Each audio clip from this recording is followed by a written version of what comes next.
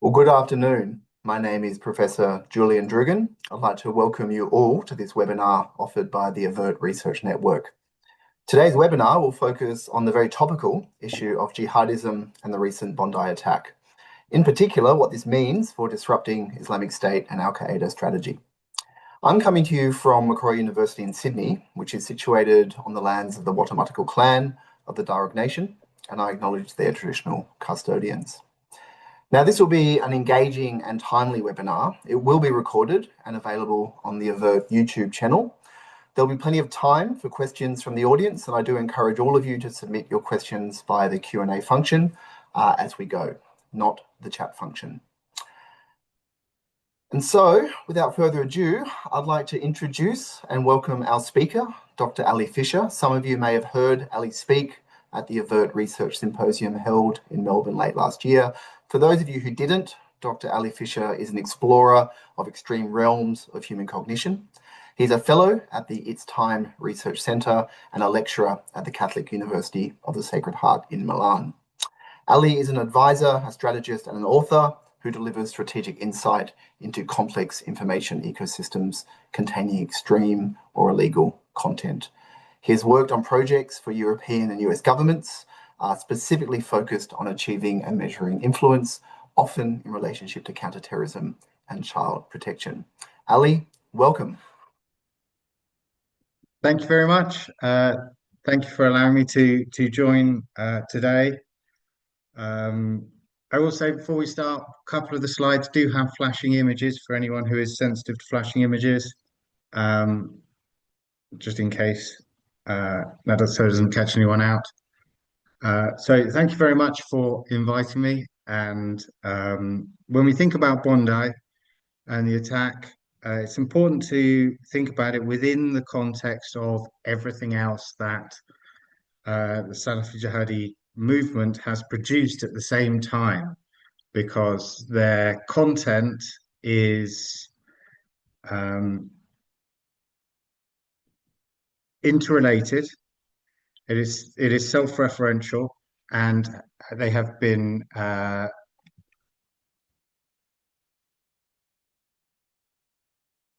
producing this content for a number of decades. And so I've just kind of put this at the start here to remind ourselves that we are in the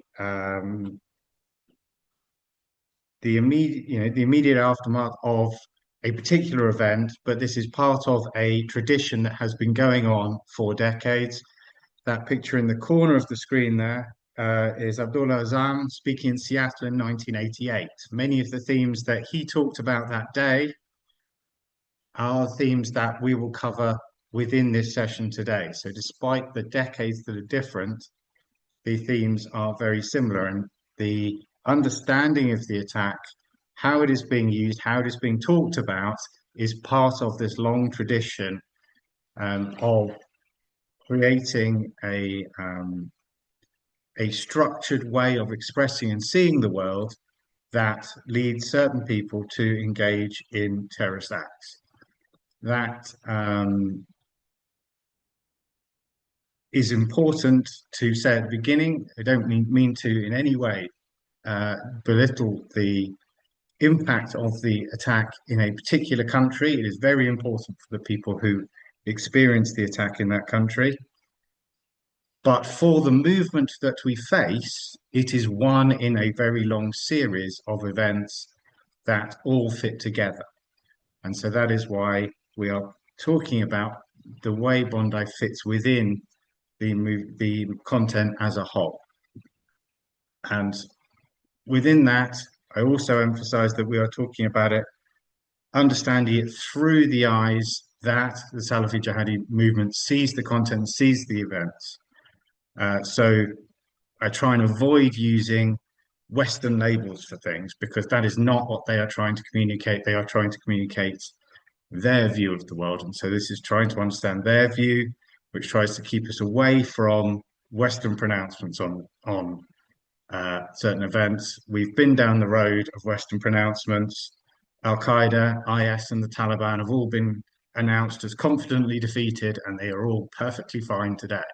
So we can't allow ourselves to think about the Western determination of how they are. We need to understand how they see themselves. And so within that context, we have the immediate response after the attack in Bondi. And as is the classical jihadi style, one of the elements that they do is immediately show an OSINT style of reporting, which is how it was seen. As I'm talking about it, we should see from jihadi eyes, they represent it as how it was seen through the target's eyes. And so they re-show a lot of the footage that was captured at the time. This AVERT produced this, and what they're doing is showing the impact on the target community. They're highlighting the attackers that they identify with, but also identifying the impact that it has. This is a long tradition. If we think about going back to Copenhagen in 2015, we had exactly the same method of representing the attack, where it is showing how it was represented on the news, how it was captured by people who were there, who happened to have cell phone cameras, or the TV crews that showed up soon after.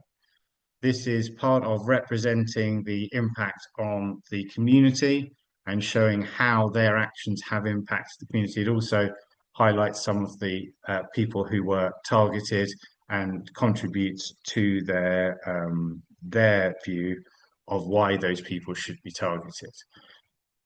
Having talked about the video release, they also release the newspaper every week, and obviously because it's a weekly newspaper, it covers the events that are that happen in that week. And so here in the video, it is showing us that they have produced that and are highlighting that editorial. However, that editorial exists as one of a series. And I just want to, just for a moment, think about how Bondi is talked about in the struggle over doctrine, because Bondi, as an attack, fits within this series of newspaper editorials.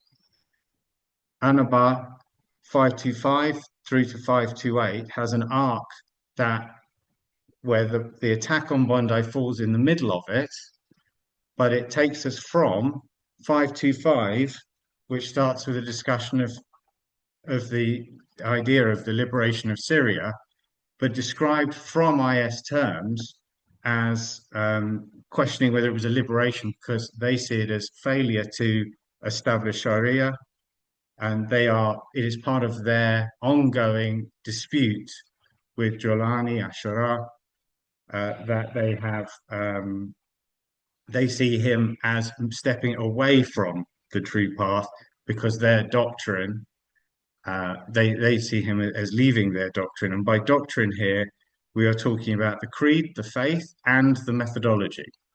So people can share one or the other of those, but not be aligned with the doctrine as a whole. They are seeing that at the moment, the rivalry with the Syrian government is one that is describing Jolani as stepping away from, or becoming more distant from, we should say, their true doctrine. And then within that, we have 526, which is the first mention of the attack, and it is in no way any sense of a claim of responsibility. It is not even an attack by someone who was loyal to them. This is an acknowledgement of an attack by someone who shared their doctrine. And the reason that's important is because that is the line that they take. This was not an IS attack. It wasn't an attack by someone who pledged allegiance to IS in the view of the editorial. This is an attack by someone who shares their doctrine. And in fact, that article then also criticizes those who initially claimed this as a false flag attack and describes those people as being misguided, and also condemns those who only fight Jews. This is in that sense distancing the attacks here. While it claims that it is justified in their view, due to the actions of Israel, it points out that you can't just be having a nationalistic ideal in terms of fighting against Jewish people, and that it is an attack by true believers following doctrine.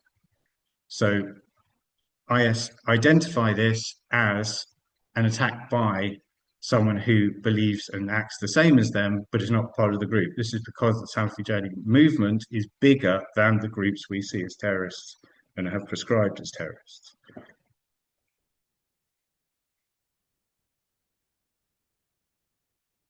It goes on within that one in 526 and 527 to encourage other people who follow the doctrine to identify and target other Jewish and Crusader targets, and acknowledges that it is important that people receive the commandment to fight polytheists where they are found. And that phrase continues to be important, has been important for the movement for over 2 decades, and will continue to be important. Here I use the word polytheist, could be idol worshipper. Those who engage in shirk is the actual meaning. 527 continues the argument that this is a movement that engages in attacks that are believed to be Islamic in nature and sanctioned by Sharia, and are intended to pressure and influence the nations that are part of a US-Israeli coalition. And again, mentions Bondi, but mentions Bondi within the context of all the other attacks globally. So Bondi becomes part of this much wider discussion of people who are engaging with attacks through doctrine, and mentions that these attacks range from Yobe in Nigeria to Bondi, and even references the attack on the Christmas market in Berlin in 2016. It highlights the difference and the connection between, but the distinction for attacks that are planned and carried out by Islamic State directly, those that are carried out by people who pledge allegiance to the group, to heaven via the group, and those that are carried out in shared doctrine. What this means is that we are talking about an attack that is part of the understanding of the interconnected understanding of the group, but is actually by someone who has opted to act on doctrine, not on the direction of the group, or even through loyalty to the group itself. And the final of those 4 in that arc comes back to that this is a time of the battles between Islam and disbelief, and that it is time to make the phrase, every house, whether it's Jewish, Christian, or Shia, they use a derogatory term, a house of mourning. So this is seen as part of the ongoing effort on multiple fronts against multiple different groups, of which Bondi is taken as an example in that context. Why I have a little time talking about that this is shared doctrine is because when this happened, Qaeda and the Arabian Peninsula also put out their own response to this attack. And the reason that both groups, although we kind of think of them as distinct, and they will put out videos of shooting each other, they share a huge amount of the doctrine. And so they have put out both an immediate response highlighting the attack, and then they put out the Inspire Guide number 12, which gave the details of the attack. Again, that similar OSINT approach, and then how to make a home base. The rest of the guide is a resharing of how to make a pipe bomb. The really important parts of this is that just as IS had their commentary, this commentary is very, very similar. Again, in their terms, this is revenge for spilt blood in Palestine, and highlights that the greatest weapons are the firmness of faith, and this is protected by the fortress of text and scripture.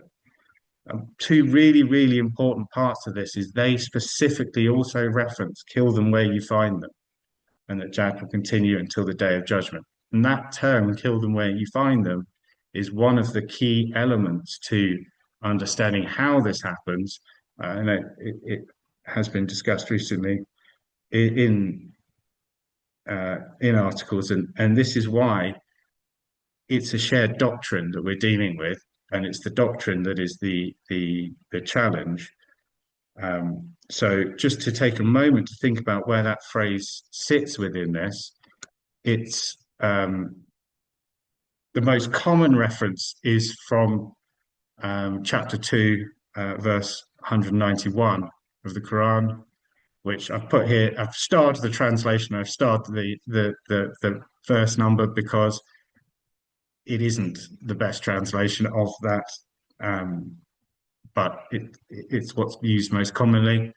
And the verse, actually, sometimes they use either a short version of the verse or a much longer that spans more than one verse.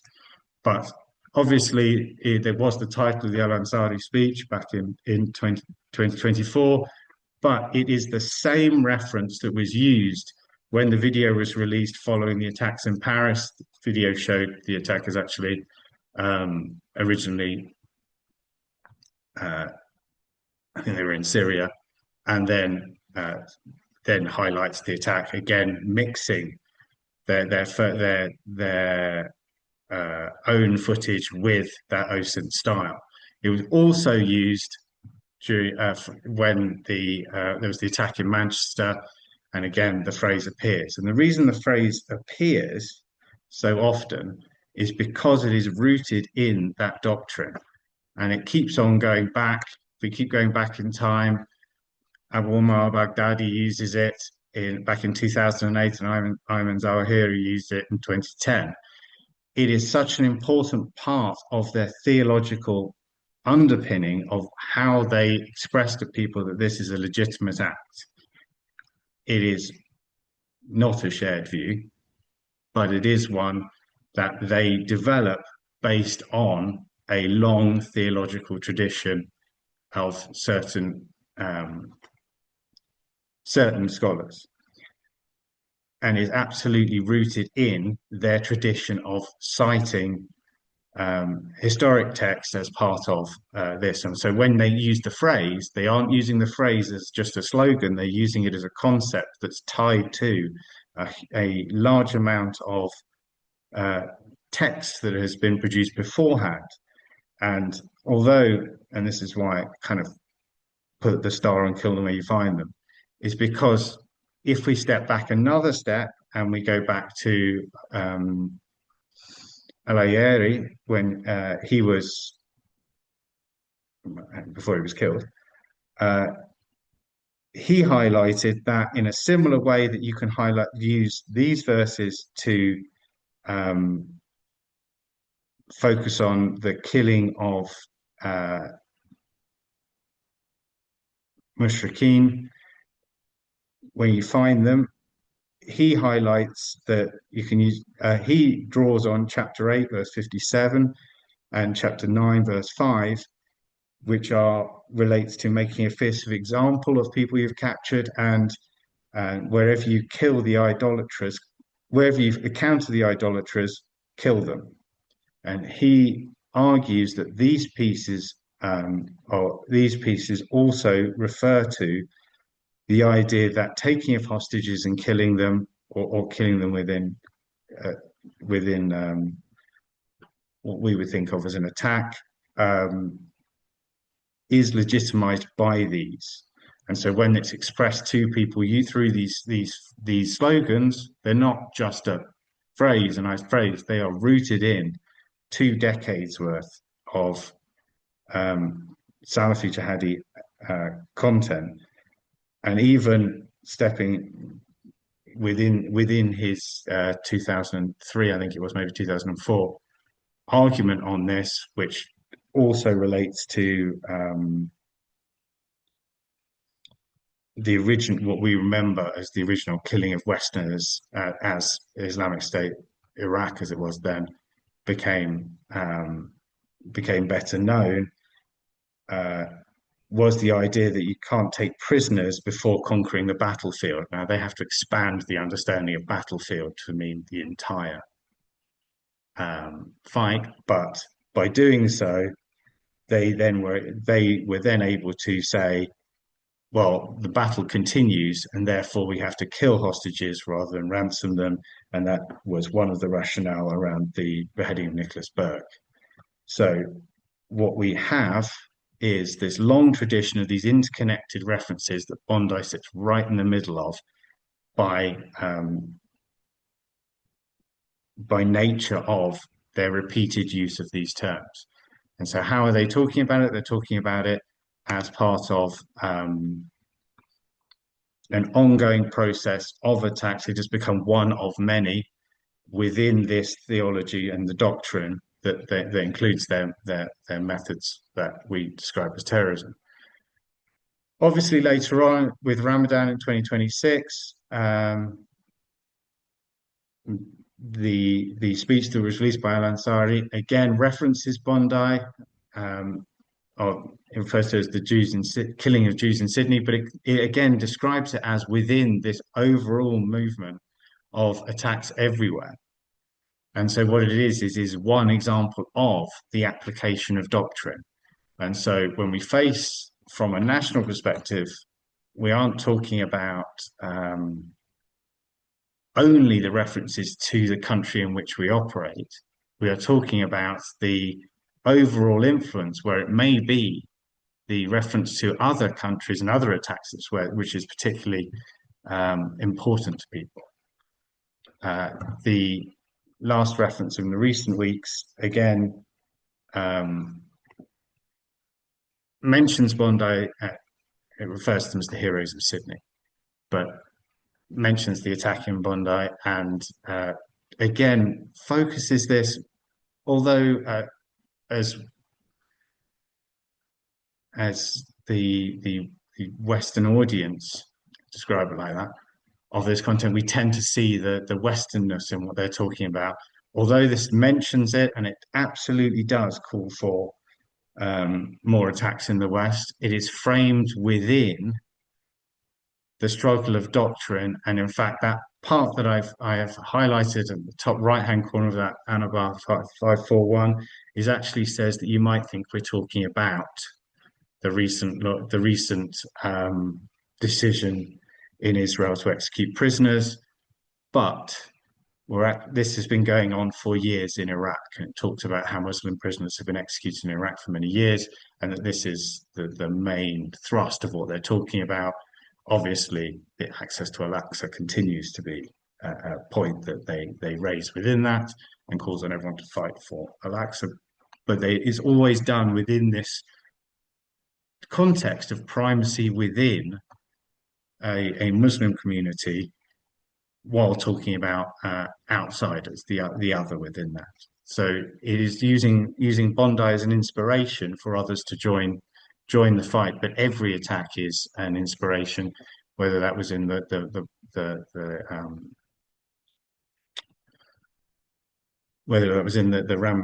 Ramadan speech or the recent Anabat. And so this is the one with the flashing images. Well, I would just want to, just for a moment, something, it's a big event. I understand that. I also just want to say how much content has been produced just in Ramadan alone.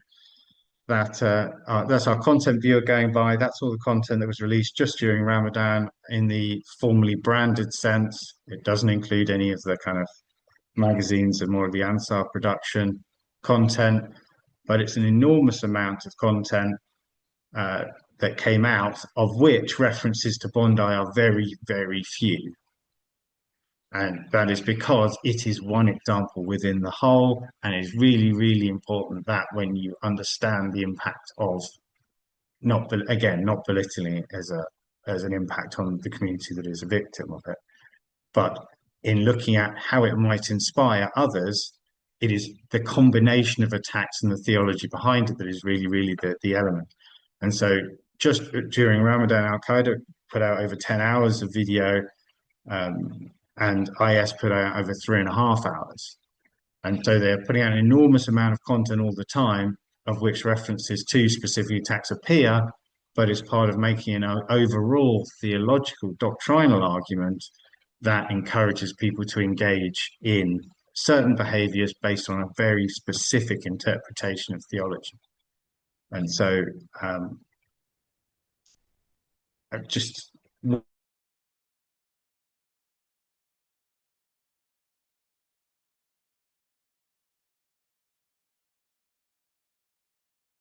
part of contributing to an overall doctrine that calls on attacks for a number of, on a range of different groups that range from Jewish people, and then those they refer to as Crusader Christians and Shia, as part of mobilizing a Sunni Muslim movement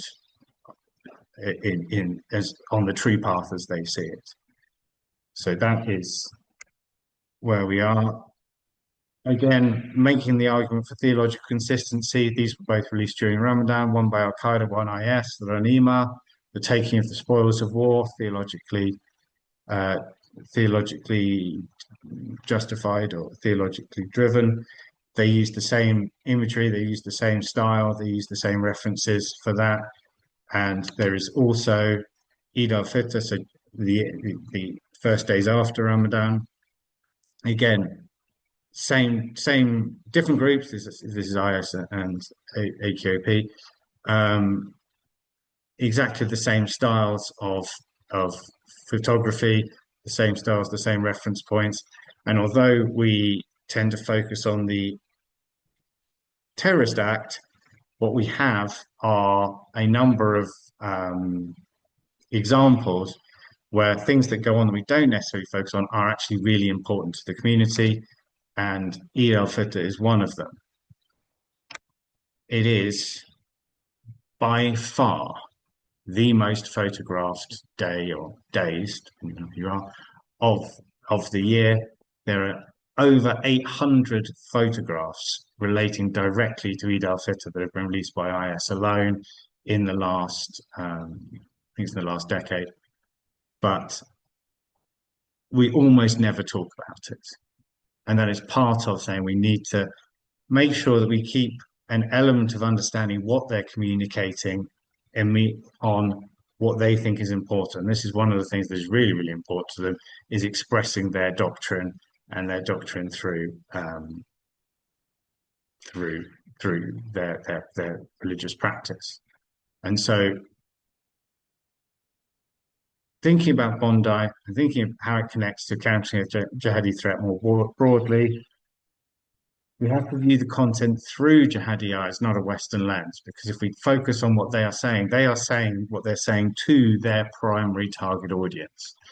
And so what they are saying is almost entirely to do with a struggle within a theological community that shares a large amount of the similar belief and differs on certain aspects. And that is where they're focusing their efforts. And to do that, they talk about other things, including the attack in Bondi. But the most important aspect of that is the attempt to mobilize their target audience. And as much as we like to think as Westerners we're important, we're not their primary target audience. And so every single attack happens within this wider struggle over doctrine. And what they're saying here is speaking to the people they're trying to mobilize as the primary, and then underneath that there is an element of driving a message to to the targets of those attacks, but it is secondary to their primary audience. Jihadis always draw on the constants. It's no coincidence. Ayeri's book is called The Constants on the Path of Jihad.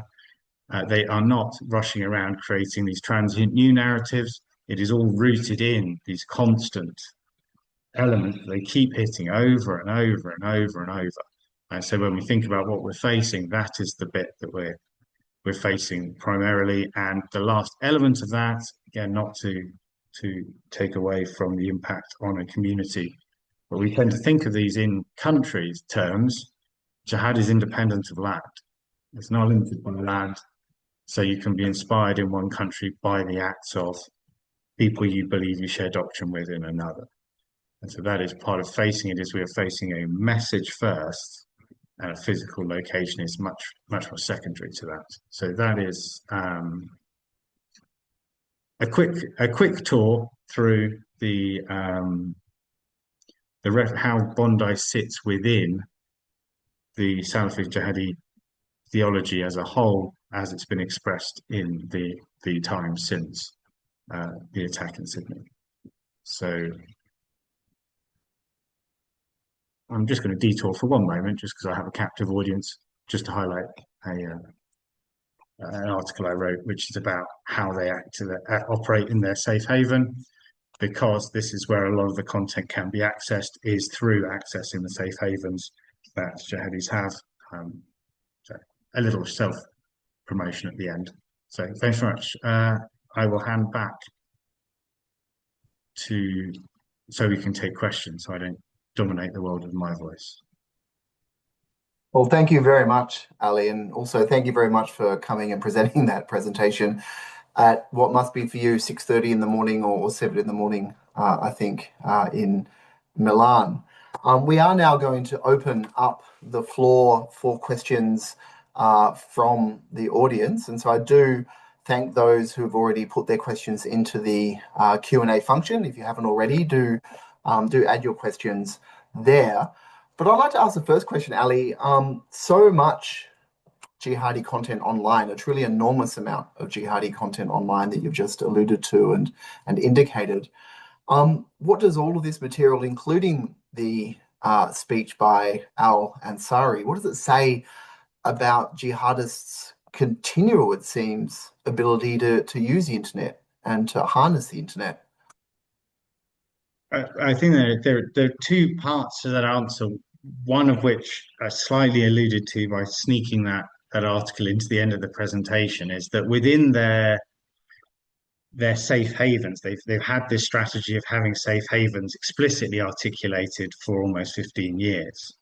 That has allowed them to continue to operate outside, in spite of the attempts to disrupt them from government. The governments have attempted to do thus far, because they always had this idea that we can raid onto major platforms. Major platforms may one day shut the door in our face. That was written explicitly in 2013. And so they've always been prepared for that. And so they've always been set up to create these safe havens where they would fall back to if it was difficult to operate on major platforms. That means that the presence on major platforms was never a requirement for the core of the movement to continue.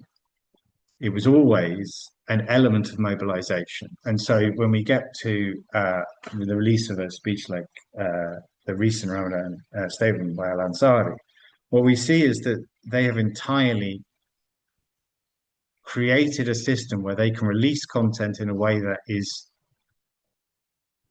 both resilient, but also avoids the problems of disruption that Western governments have attempted to achieve thus far. And what I mean by that is that they released that statement on Signal, WhatsApp, Telegram, Matrix, and posted it on their Surface websites and the dark web mirrors within a very small amount of time. I also posted it on Rocket, and the file is cryptographically identical, which means they put the same file into each system. They didn't upload it, download, up, down, down, where it was getting compressed and things. So they have realized that a multi-platform strategy is what users expect. Everyone uses their social media on multiple platforms now. And so it's not odd that there are lots of platforms from just a human perspective. But also it means that they put it out on all of those at the same time, and there is zero chance that it's going to be disrupted in a meaningful way from a policy perspective, because once the internet was built to be difficult to disrupt, and once you put it in multiple places, it is out and off to the races. That some of those groups, some of the groups on kind of WhatsApp and Signal and things like that are fairly stable. Telegram is fairly reliable. Matrix and Rocket operate as safe haven because they have what's known as node privilege. They decide who can access them and who doesn't, so they exist as self-hosted. That combination means that they can get that content out to a core group very easily. And I say core group, that runs to thousands. Then we can think about getting it onto major social media. And on the major social media element, what we are witnessing at the moment, I think it's probably one of the important takeaways, is we're not seeing a return of jihadis to major social media platforms. And I'm not denying they're there. What I'm saying is they're not returning. They were always there. We had a narrative that was expressed, that they were being pushed off major platforms, they've been forced onto niche platforms. We had to support niche platforms because they weren't on the major platforms. That literally never happened. They were always using those platforms. They were less visible because of the strategy they were using. They were raiding rather than setting up outposts and having networks on those platforms, which meant that if you were using a comparative method of let's look for these accounts and look for these accounts in 6 months' time, well, they weren't there because they were using disposable accounts to raid. But were they reaching their target audience? They absolutely were. That was evidence through 2019, 2020, 21, 22, 23. So what we've seen more than anything is a collapse of the idea they are not on those platforms rather than a return of jihadi to them. It's the narrative that's collapsing, not their strategy. So they're very well able to use major platforms for mobilization, and they're safe havens to communicate with their target audience. Thank you. You mentioned before that there's a dismissive attitude towards national boundaries, and we've known this for a long time, of course, in jihadi movements, and almost an underplaying, I think you said, of the Bondi attack, certainly perhaps from an Australian perspective. Do you think this is because al-Ansari's speech is trying to reposition the Islamic State movement to Africa and those regions? Is that what we're seeing here, or not?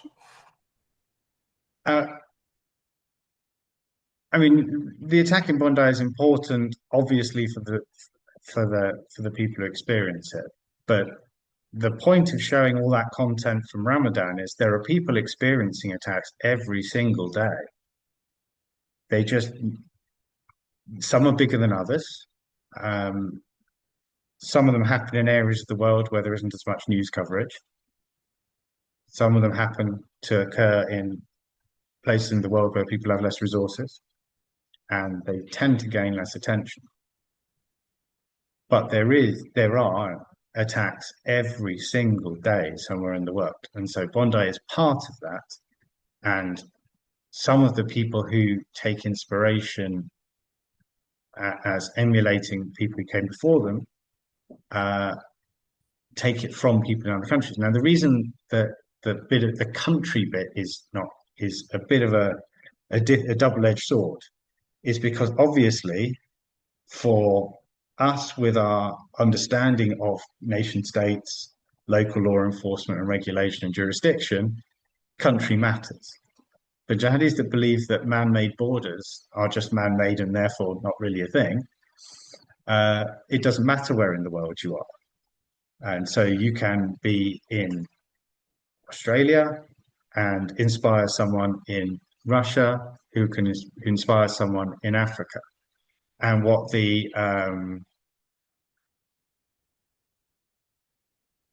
that speech that Al Ansari gives is talking about. Although I know there was discussion, I was, oh, this is pivoting to Africa. It's not. They're expanding into Africa because that is the idea of the fruit that originally comes from Asham, the Islamic State's birth in Iraq and Syria, and going back further, the origins of Islam in Southwest Asia. Is expanding into Africa because just to loop back to what I said at the beginning about Abdullah Azzam. Abdullah Azzam described the four chapters of jihad: preparedness, hijra, so migration, ribat, being on the front, and qital, combat. Al-Ansari hits all four of those in that speech. Talks about the importance of preparedness. He talks about hijra. The original hijra is to Africa. It always has been. Africa's always been an important part of the story of Islam. And the original was to Abyssinia. And so when he's talking about hijra, he's talking about people moving to places where they can fight. But that speech starts with the reference to Rabat being worth more. A day on Rabat is worth more than the world and everything in it. And later on in the speech, when he talks about those who are on Rabat, those who are on the front, he talks about those in Asham. He doesn't talk about those in Africa. He talks about those in Africa as fighting the battles of Badr. The victories that were given by all victory comes from God, but the triumphant victories like the Battle of Badr, whereas he talks about Ibn Sham as being on a butt, they're going to get the reward. If you have a theological worldview, why would you pivot away from the place that would give you the reward of all the earth and everything in it? They aren't moving away from it. It is spreading. At the moment, they are ahead in time if the way they were chronologically aligning the battles. They're saying Africa is in an earlier stage. The people who are fighting in Iraq and Syria, as we call them, are those that are fighting a very tough battle right now. It's the rivalry, the contest with the new Syrian government. It's the relationship between Islamic State and the government in Iraq, which is why these places get mentioned so often. Even when we're talking about Bondi, they're also referring back to but this, but that. The fight, even in the last article that I mentioned, Anabar 541, they're talking about the fighting with Shia is on the path to liberating Jerusalem. This is where it all centers. And so they are able to get this message out, but they're saying this is spreading, and you can join the struggle wherever you are. And so that is why we have a tension between our understanding of jurisdiction and the jihadi effort at operationalizing their doctrine, is that we can be looking at what's going on within our particular jurisdiction, and they have someone outside that jurisdiction who is particularly influential over people within that jurisdiction. So it is a tricky balance that well, you've got to look outside your jurisdiction because that's where the influence is coming from, while understanding that our belief on nation states sits with clear jurisdictional boundaries. They don't really care. So that's how that fits together. It's how it fits with the doctrine that goes back over 2 decades. It's entirely to do with their relationship with the idea of a nation state, which they don't really have a relationship with the nation state.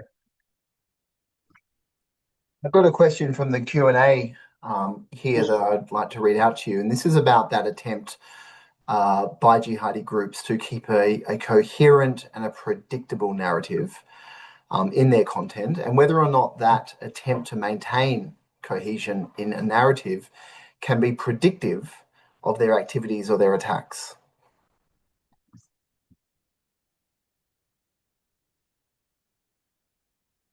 I don't think it can be predictive of attacks, because attacks are individual.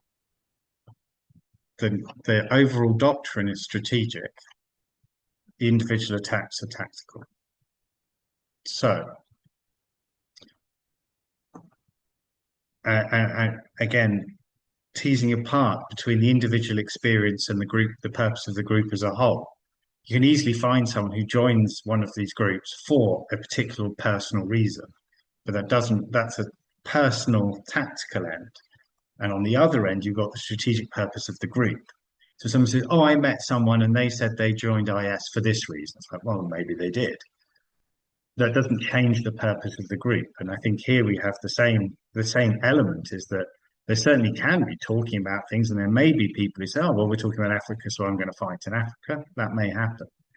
But equally, people are inspired to join those attacks, to join the movement. And if what they contribute to the movement is an attack of some element or joining combat in some element, then that is where, in their view, that's where God placed them. And again, in the recent articles, it isn't the day for their doctrine. It isn't the day that you choose to do the attack if you are killed.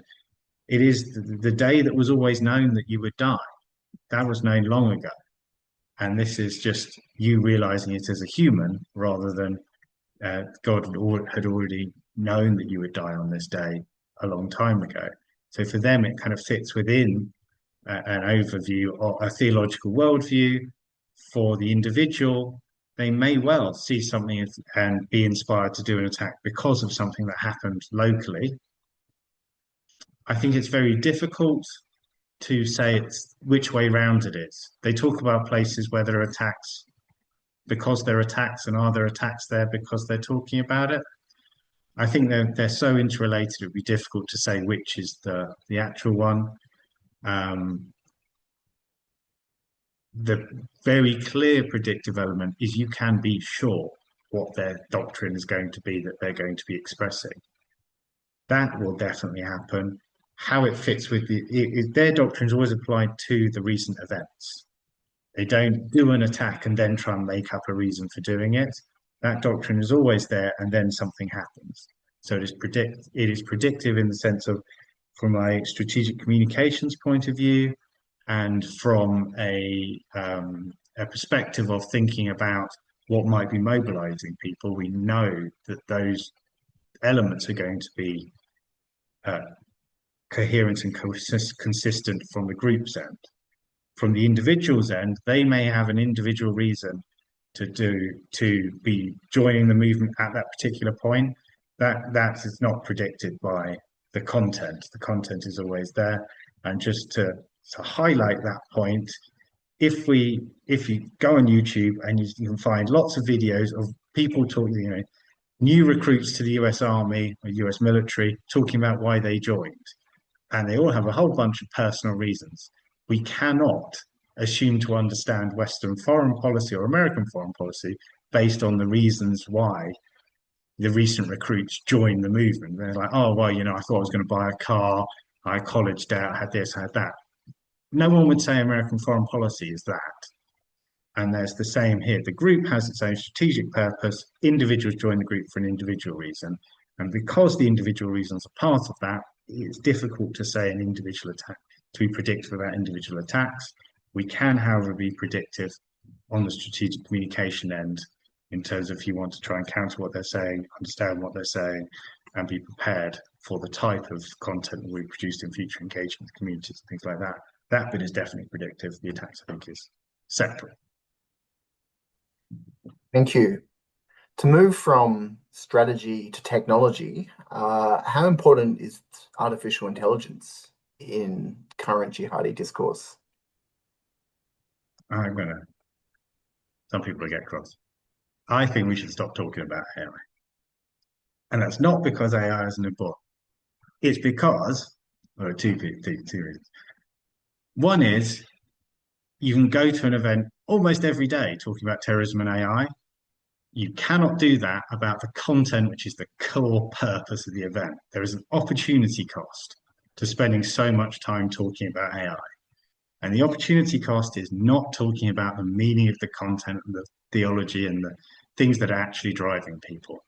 And so, yes, AI has come along. Yes, it will have an impact on things, but we are spending so much time at the moment talking about it that we are not talking about the meaning of the content that is actually the thing that is encouraging people to engage and join in the doctrine. So, is it important? To a degree. They are yet to produce anything using AI that is anywhere near as good as the best stuff they produced before AI was available. And so in that respect, it's not as important as having humans who are very good at this content. The other reason I think we should stop talking about AI is because I think we should be specific. We should be specific about what we're talking about. AI is such a massive catch-all of everything that I think there are important aspects which elements of the terrorist group's activity uses AI. I don't dismiss that. But by saying, what about it, AI as a whole, it's not helping us. If we're saying, how is their current content being produced? We'd say, well, most of it's being produced by humans, but there are a little bit around the edges that is used by AI, particularly where it is integrated into systems that are being used to produce other content. So they've used Adobe for a long time. Adobe now integrates AI, so they use AI. But it's that way round. It's not AI. Oh, can we find stuff about AI? I think it is part of their production process in certain elements. There's clear evidence they've used generative fill, clear evidence they've used backgrounds that are created using AI prompts, but the content as a whole was put together by a person using these elements. There is AI, obviously translation and things like that, everything that we use in our normal life that we don't necessarily think of. Also, elements that they were using that now have an AI element. Filters in social media, where they were using filters before, they were AI filters. The important aspect is that they're filters, not that they're AI. And so I think we really need to be specific when we're talking about what we're thinking about what's going on. Yeah, they're using filters, and some of them are AI. Well, yeah, they're filters. Are they using AI content distribution? They use automated content distribution before we called it AI. So yeah, they are automating some elements of content distribution, of which AI is now a factor. But I think we really have to be conscious of the purpose of the use and foregrounding that, rather than the AI element within it that is perhaps a slight distraction from what is actually being used. I mean, are they using AI? Yeah. I used AI to unlock my phone this morning because it face scanned me. Okay. That didn't really get us any, it doesn't tell us that this is what we were doing. It just tells me that's how I unlock my phone. For me, the important aspects of this are: one, I think we talk about it too much in comparison to some really important things like the content and their attempts to mobilization and their online strategy and the networks that they use. I think those things are at least as important and yet get talked about significantly less at the moment. And then the other thing I think is that we should be specific when we're talking about it. Are they producing content? How are they producing content? Okay. And does AI have a role within that, rather than starting with AI and working our way back, looking for uses for AI? I mean, animated content was available back in 2010, long before we thought about it as AI. They were producing videos that were animation. Their animated logos long predate what we think of as AI, that still outperform most of what they could produce by AI now. So yes, it's a thing. Yes, people are using it. Yes, it's important. But I would have reservations about spending quite so much time as we do on AI compared to understanding the specifics of what they're saying and the tactical use and the strategic use of the internet generally, of which obviously AI has a lot. Thank you. So I think we've got time for one more question.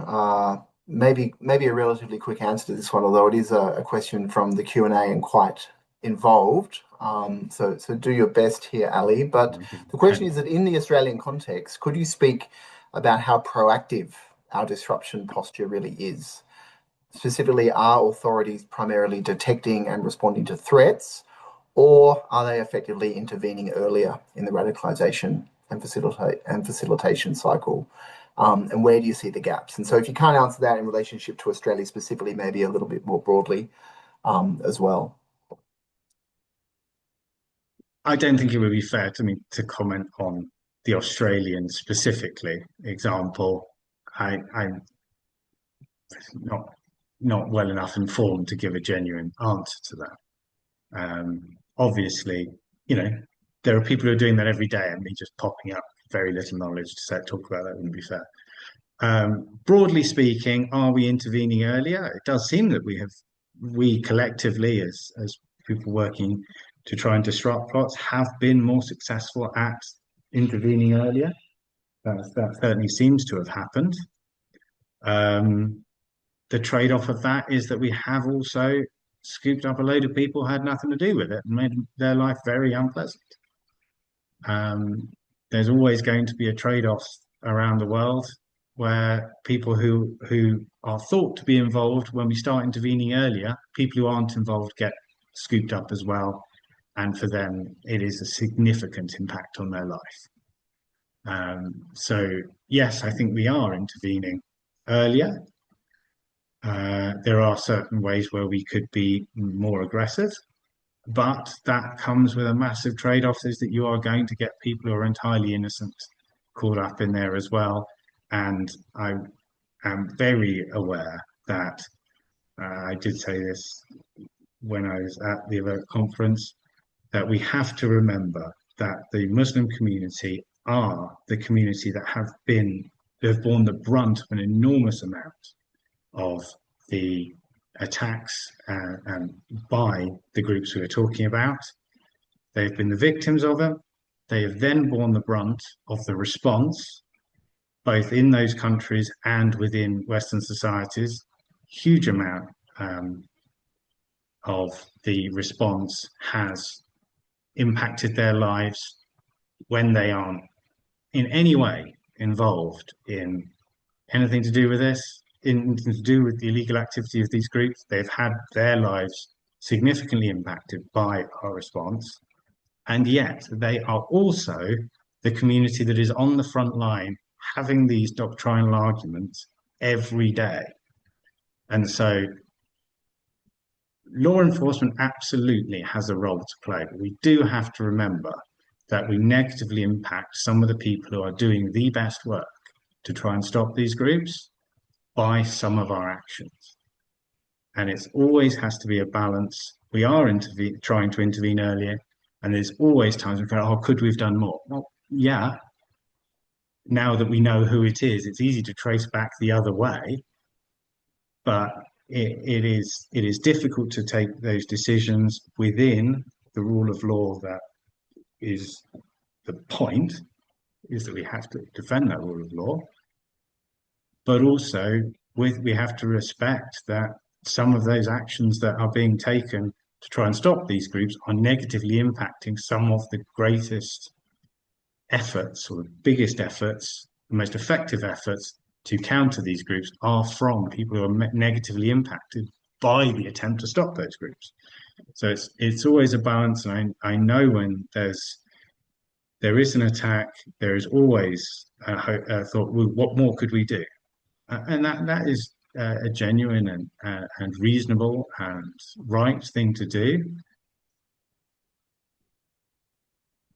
But we have to be careful not to interfere with the efforts to try and disrupt these groups by people who are within the target audience that these groups are trying to reach. So it's always a balance. I understand there's an important attempt to do that, but I do also want to reflect that those communities that do a lot of the work in the background, we don't see it because they're talking to the people directly that they want to reach. They're not talking to Western, they're not talking to a kind of Western policy audience. They're talking to the primary target audience. So it's often invisible too much of these discussions, but those people then have over the years, I will say I don't know about the Australian experience, but over the years that certainly has had an impact on Muslim communities around the world. So we do have to be sensitive and careful while also trying to do the best we can to disrupt the groups themselves. On the digital side, yeah, of course, disruption online could be more effective. It's a lot, but I will say it is a long struggle. It's not we had a big impact. Let's put out a press release today. This is months and months and months of grinding away to grind them down. It's not a quick win here and there. This is going to take a very, very long time to disrupt. And we're using a system, the internet, that was specifically designed to be difficult to disrupt. So having built it to be difficult to disrupt, we shouldn't be surprised that it is now difficult to disrupt. Well, thank you very much. And with those words, just let me thank you once again on behalf of everybody, Ali, for coming and presenting and answering these questions today. It's been an absolutely fascinating presentation. I do also want to let everyone know that there will be a next AVERT webinar in early May, and that will be from Bettina Rottweiler from Insight. Bettina will be talking on the nihilistic violent extremism database. If you would like to come and be involved in that webinar, do make sure that you subscribe to the AVERT mailing list online. You can follow AVERT also on LinkedIn and also on our YouTube channel. But with that, once again, thank you very much, Ali, and I'd like to wish everybody a very good afternoon, or in your case, Ali, a very good morning, and we'll let you get back to it now. Thanks very much for having me.